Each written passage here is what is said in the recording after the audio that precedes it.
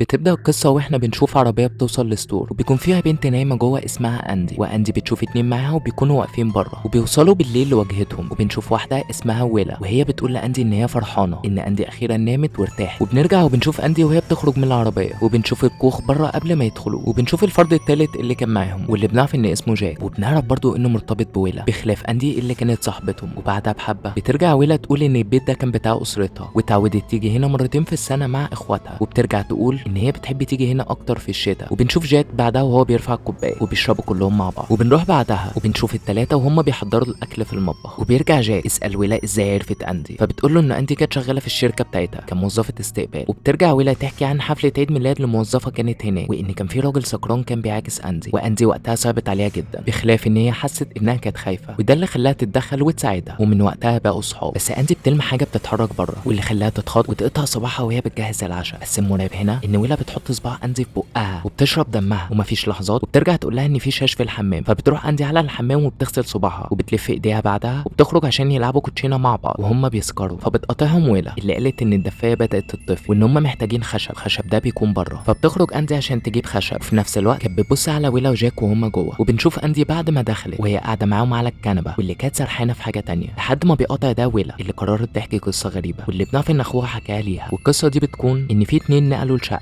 والاتنين دول بداوا يسمعوا اصوات غريبه في الشقه كلها، لحد ما في يوم ما صحيت عشان تلاقي راجل واقف بره في الصاله، وعرفوا انه كان عايش معاهم في نفس البيت واوضه بتكون سريه. وبنعرف انه فضل عايش معاهم فتره طويله لحد ما اكتشفوا ده بالصدفه. بيرجع جاك يقول ان القصه دي غريبه، بس بتقطعه اندي وهي بتقول ان القصه دي مرعبه اكتر ما هي غريبه. فبيرجع جاك يسالها عن اغرب حاجه حصلت معاها، فبترجع تحكي له قصه مرعبه ان في واحده ست فضلت ماشيه وراها ما حصلش حاجه، لان الست دي اتحولت لتراب واختفت قدام عينيها، ومن يومها وهي مش عارفه ايه اللي حصل قدامها. وبيقاطع ده ان اندي بتقلب كوبايه من غير قصد وبتوقعها، والغريب ان هي نامت بعدها عشان تسمع جاك وهو بيقول ان ناقص 6 ايام بس. فبترد عليه ويلا وبتقول له ان هم المفروض يتحملوها حبه كمان قبل ما يبداوا. وجاك بيقول لو ممكن نقلعها هدومها دلوقتي قبل ما نبدا اي حاجه، والاغرب كان رد ويلا اللي قالت له مش دلوقتي، وبترجع تحضنه وتبوسه وتقول له ان هي عايزاه ليها لوحدها. وبنفهم هنا ان في حاجه غلط بتحصل. وبعدها بنشوف اندي وهي بتصحى من النوم بتجري على الحمام وبترجع وبتدخل ويلا وبتسالها لو هي كويسه عشان تلاحظ ان في جروح في ايد اندي، واندي بتغطيها بسرعه. وكانت عايزه تسال ويلا عن كلامهم قبل كده، بس لسبب ما نعرفوش ما سالتهاش عن اي حاجه ونامت على كتفها ونسيت اي حاجه كانت عايزه تقولها. وتاني يوم على طول بنشوف اندي وهي لسه صاحيه اللي كانت بتسال ويلا ايه اللي حصل امبارح، وافترضت ان هي كانت سكرانه. وبنعرف ان ويلا عملت لها عصير ليمون، ولما بترجع تسالها تاني ويلا غيرت الموضوع وما ردتش عليها، وبتاخدها وبيخرجوا وكانوا ماشيين في التلج. فبيشاور جاك على ان في حاجه متعلقه قدام، ولما بيقربوا بيلاقوا ارانب متعلقه بطريقه غريبه. فويلا بتجيب عصايه وبتلمس واحد منهم وبنفهم ان ده ضايق اندي، فبترجع تضربه بالعصايه واندي طلبت منها تقف. وبالليل بيرجعوا للكابينه تاني وويلا بتغطي اندي ببطانيه وهم قاعدين قدام النار عشان اندي ترجع تسال ويلا تفتكري مين اللي علق الارنب، فويلا بترد عليها ان ده تقريبا صياد اللي عمل كده. فبيقاطعهم جاك اللي جاب مشروب ليه ولويلا وما جابش حاجه لاندي، والمبرر بسبب اللي حصل لها قبلها بيوم اللي افترضوا ان هي سكرانه. فبتقوم ويلا وبتجيب لها مشروب وبترجع تديهولها، واندي بتستغرب من تصرفها. وبعدها بنشوفهم هم بيتعشوا وبترجع ويلا تقاطع ده وتسالها عن القصه اللي حكيتها قبلها بيوم، بس جاك بيقول لها ان هي مش لازم تحكي لو الموضوع بيضايقها. بس ويلا رد فعلها كان غريب لان هي كانت عايزاها برضه تكمل القصه. فاندي بتكمل والقصه دي بتكون ان من 4 شهور في ست كانت تسال عن واحد في الشغل عندها، والغريب ان هم كانوا اول مره يسمعوا اسمه. وبخلاف ده الست كانت مصره انه موجود معاهم. وفي اليوم ده في الوقت اللي اندي كانت راجعه البيت شافت الست دي وهي واقفه بعيد، والمرعب هنا ان ده كان بيحصل كل يوم، بمعنى ان هي كانت كل يوم بتمشي ورا اندي، ولما صرخت فيها اتحولت لتراب واختفت قدام عينيها. فبيرجع جاك يسالها لو عرفوا هي مين، فاندي بتقول لهم لا محدش عارف هي مين. وبعدها بنشوف ويلا وهي جايبه سجاره حشيش واللي قالت ان هي لقيتها في البيت، وبداوا يشربوا كلهم بخلاف اندي. وبعدها بحبه بعد ما سافروا لكوكب تاني ويلا راحت عشان تنام بخلاف اندي اللي كانت بتكمل كلامها مع جاك اللي رجع يسالها هي منين. ولما قالت له على المكان كان مستغرب جدا ورجع قال لها بس ويلا قالت لي ان انت من مكان تاني. فرجعت وقالت له ان هي عاشت في اماكن كتير ومش قادره تحدد هي منين بالظبط. وبعدها جاك بيشرب اخر حبه في الكوبايه وبيروح عشان ينام، واندي بتنام على الكنبه. بس بيقطع ده ان هي بتشوف كائن في الشباك واقف بره، واندي بتصحى في سريرها وكانت حاسه ان في حد جنبها بس ما كانتش قادره تحدد هو مين او قادره تحرك جسمها حتى. فبتصحى تاني يوم وبتشوف جاك واللي كان بيبص على نفس الشباك اللي شافت فيه الكائن ده، بس وهو بيبص لها بيقول لها ان ايديها مجروحه. فبتبص عليها وبتلاقيها فعلا ان في جرح في ايديها. بعدها اندي بتتمشى في البيت وبتلاقي البوم صور واللي بيكون لاسره ويلا، وقعدت تبص على صوره طفله واللي بنعرف ان دي ويلا وهي صغيره، بس بتقطعها ويلا اللي اخدت منها الالبوم وقعدت تتفرج عليه معاها. بس بتلاحظ اندي حاجه غريبه ان في نقطه دم على القميص بتاعها. وبعد ما مشيت بتبص اندي على الجرح اللي في ايديها. وبعدها على طول وهم بيحضروا العشاء ويلا بتيجي وبتبوس جاك قدام اندي، بس الغريب جاك بيزعق لها وبيقول لها ما ينفعش تعمل كده قدام اندي، لان لو افتكرت قررنا المشهد ده مش هنفهم ده حصل ولا دي تخيلات من اندي، لان رد فعل قدام اندي غير اللي في المشهد ده. وبنشوفهم بعدها وهم قاعدين قدام الدفايه، بس النور بيقطع فجاه. جاك رجع وقال ان تقريبا العاصفه هي اللي عملت كده. فبتروح اندي لاوضتها وهي بتبص على الجرح اللي في ايديها، وهي شايفه ويلا في المطبخ. ومفيش ثواني وبتدخل ويلا اوضتها وبتجيب لها شمع وكوبايه شاي، ان موضوع النور ممكن يطول. واندي بتصحى بالليل من النوم وبتخرج من اوضتها عشان تشوف خاله واقف قدام الحوض وعمال يطلع اصوات غريبه. والمرعب ان هي لما بتبص جنبها بتلاقي كوبايه دم، ولما خيال ده بيلف بيكون واضح انه ويلا. فبتصحى اندي وهي مخضوضه، ومن غير ما تضيع وقت بتجري على المطبخ وبتلاقي نقطه دم في الحوض. وبتدور في المطبخ وبتلاقي حبوب في الضلمه، بس بتسمع صوت ويلا وبتوقع الحبوب من ايديها وبتلمهم بسرعه. بترجع تسمع صوتها جاي من فوق وبتطلع على السلم عشان تلاقي ويلا بتبص لها. فبتجري على تحت بسرعه وبترجع تاني على السرير، وكانت خايفه لان هي كانت حاسه ان ويلا هتيجي في اي وقت. وتاني يوم بتشوف جرح تاني على ايديها، بس بيقطع ده ان ويلا اول ما بتفتح الباب بتدخل عشان تطمن عليها. وبترجع تلمح بموضوع ان هي شافتهم مع بعض قبلها، بس اندي بتسالها ايه اللي حصل قبلها بيوم، وقالت ان هي مش فاكره. فرجعت قالت لها انت تقريبا بتمشي وانت نايمه، وخرجت عشان ترجع وتجيب لها ميه وعلاج. بس اندي قالت لها ان هي كويسه، بس ويلا بتلمسها بطريقه غريبه وبتسالها لو بتثق فيها. فاندي سكتت وسابتها تحط الحبايه في بقها، واخدت كوبايه الميه وشربت. وويلا بتخرج بره، واندي بتخرج عشان تروح تشوف الحوض اللي ما لقيتش فيه ولو نقطه دم واحده. وقعدت تبص على الجروح اللي في ايديها، وطلعت تفتش في الاوضه واللي لقيت فيها صورهم. بس بيقاطع ده ان هي سمعت صوت جاك وويلا، وكانت واقفه ورا الباب وبتسمع كلامهم، واللي سمعتهم بيقولوا ان فاضل 3 ايام بس. وبترجع على سريرها تاني وبتصحى بعدها بشويه على الكنبه، وبتشوف حاجه غريبه، وهي ان ويلا بتاكل بنكرياس عشان تصحى تاني يوم وتلاقي ويلا جنبها. وبتشوف حرتها قبل ما تديها كوبايه الشاي، وبترجع تعلق على الجرح اللي في ايديها، واللي بنعرف ان هما بيزيدوا واحد كل يوم، وان ده اليوم الرابع. فبنروح بعدها وبنشوف ويلا وهي بتستحمى والدش كان بيخرج دم، وكانت بتكلم جاك وبتقول له ناقص 3 ايام. وبعدها اندي بتصحى من النوم وبتروح على الحمام، وكانت بتدور على حاجه وبيبان عليها ان هي مريضه، وبتبص على الحوض عشان تلاقي فيه دم، بس لما بتغمض عينيها وبتفتحها بتلاقيه اختفى. وبترجع اندي وبتنام، بس ويلا بتدخل الاوضه. والمرعب ان هي اللي كانت بتعمل الجروح في ايديها، ودلوقتي بقوا 5 جروح. بس غريب ان اندي المره دي ما كانتش نايمه، ولما بتصحى بتلاقي 5 جروح في ايديها في 5 ايام. فبتجري على بره وهي خايفه عشان تاخد مفاتيح العربيه، وبتلبس البلطو بتاعها وبتخرج بره. بس غريب هنا ان هي اول ما بتطلع للعربيه بتفتكر ويلا، والمرعب ان ده خلاها تضغط على المفاتيح بايديها لحد ما نامت. وتاني يوم جاك بيفتح العربيه وكان مصدوم ان هو شايفها، فبياخدها وبيدخل على جوه. ولما بيرجع جوه بيسالها لو هي بتمشي وهي نايمه، فعيطت وقالت له انا حاسه اني هموت. فبيرجع يبص لها ويقول لها انت ليه بتقولي كده، وكان قلقان عليها وحضر لها الشاي وبيديهولها مع العلاج. فبتبدا تعيط وهي خايفه، ورجعت تساله لو هي مجنونه، وكان متفاجئ من كلامها وبيقول لها ليه بتقولي كده. ورجع قال لها انت منهاره، بخلاف انه بدا يحكي لها عن اخت ويلا اللي توفت وهي عندها 10 سنين، وفكره وفاه اختها بقت مستحوذه على دماغها، وطبعا ده خلاها يجي لها انهيار عصبي مشابه للي عند اندي دلوقتي. ورجع قال لها ان اليوم بتاع وفاه اخت ويلا بقى مستحوذ على عقلها. وبعدها بنشوف اندي وهي نايمه وويلا جنبها، وبتبدا تحكي لاندي عن ان جاك حكى لها كل اللي حصل وان هي هتكون كويسه. فبترجع اندي تقول لها انا بدات اتجنن وما بقتش فاهمه ايه اللي بيحصل. وبترجع تقول لها وهي بتضحك انا بحسدك على حياتك مع جاك، وان هي تابت من ان هي لوحدها، بخلاف ان هي كدبت في قصه الست اللي كانت بتمشي وراها عشان تلفت الانتباه ليها مش اكتر. فبترجع ويلا تقول لها ان هي هتفضل جنبها مهما حصل ومش هتسيبها ابدا، وبتكون بتكلمها بطريقه غريبه مش طريقه 2 صحاب. وفي نفس اليوم بالليل بتسمع صوت جاك وويلا وهم بيقولوا ان الاحسن ياخدوها للمدينه، بخلاف ان المكان هنا ما ينفعش يتعمل فيه طقوس زي دي. وجاك قال لها انه مش عايز يورط نفسه في حاجه زي دي. فبتقوم وهي خايفه، فبتلاقي ويلا بتدخل، والغريب ان هي كدبت عليها وقالت لها انه راح المدينه. والغريب ان اندي بتدخل المطبخ بعد اللي سمعته بتجهز العشاء وبيقعدوا ياكلوا مع بعض. فبترجع تسالها مالك، فويلا بتقول لها وهي متضايقه ان هي مش عارفه جاك حبها ليه، بخلاف انه دايما بيكون في اوقات هي محتاجاه فيها وبيتخلى عنها. وبيقاطع ده بانها بتقوم وبتجيب لها مشروب وبيشربوا مع بعض. وبنشوف بعدها اندي في اوضتها وهي بتبص من الشباك وبتروح عشان تخرج البوم الصور واللي بيكون بتاع ويلا واسرتها، وبتحس ان في حاجه غريبه وقتها وهي ماسكه الالبوم. وفي الوقت اللي كانت بتبص فيه بيقع منها عشان يحرك حته خشبه، ولما بتبص بتلاقي تحتيها علبه معدن وبيكون فيها سرنجه وامبولين دم. والمرعب ان كان فيه مشرط صغير، وفهمت طبعا ان ده اللي كان بيعملها جروح في ايديها. وبترجع على سريرها وهي ماسكه المشرط، وبتروح بعدها وبنشوفها وهي ماشيه بره. بس المرعب هنا ان هي بتشوف ويلا وهي بتاكل ايد بشريه، والغريب ان هي بتبص لها بطريقه غريبه، وبتلاقي نفسها بتصحى تاني وهي بتشوف جرح تاني على ايديها. وبترجع تواجه ويلا وهي خايفه، اللي قالت لها انت ليه بتعملي كده. وطبعا اندي فهمت هنا ان ويلا هي السبب في الجروح، بس ويلا كان ردها غريب، اللي قالت لها ما تقلقيش انا جنبك ومفيش حاجه هتفرقنا ابدا. فاندي بتصرخ في وشها وقالت لها انا لقيت الصندوق. ورجعت قالت لها انت ليه بتعملي لي الجروح في ايدي، بخلاف ان هي قالت لها انا عايزه امشي من هنا حالا. فبتجري على بره وبتقفل الباب عليها، ويلا بتقول لها افتحي الباب، بس اندي بتكون خايفه ان هي تفتح الباب. بس بيقطع ده لما بتلف، لان هي بتلاقي 3 امبولات دم، وبنفهم ان ده دم اندي وان هي كانت بتجمع دمها. بس بتلاقي ويلا وراها، فبتلف وبتطعنها كرد فعل من غير ما تفكر. والمشكله ان ده اللي كانت ويلا عايزاه تعمله. فبتخرج اندي وبتشوفها وهي بتضحك بره وبتجري كانها طفله عندها 10 سنين. وبنشوف جاك وهو راجع عشان نرجع ونشوف اندي وهي بيغمى عليها وبيجري عليها، بس بيعمل حاجه غريبه، بياخدها وبيحطها قدام البيت. فبتقوم اندي وهي مستغربه لان هي بتشوف حاجه غريبه، ان جاك جنب جثه ويلا، واندي بتكون واقفه بره وبتبص عليهم وهي شايفه جاك جنب جثتها بس. وبيخلص فيلم على كده، وما تنساش تعمل اشتراك في القناه عشان تشوف كل جديد.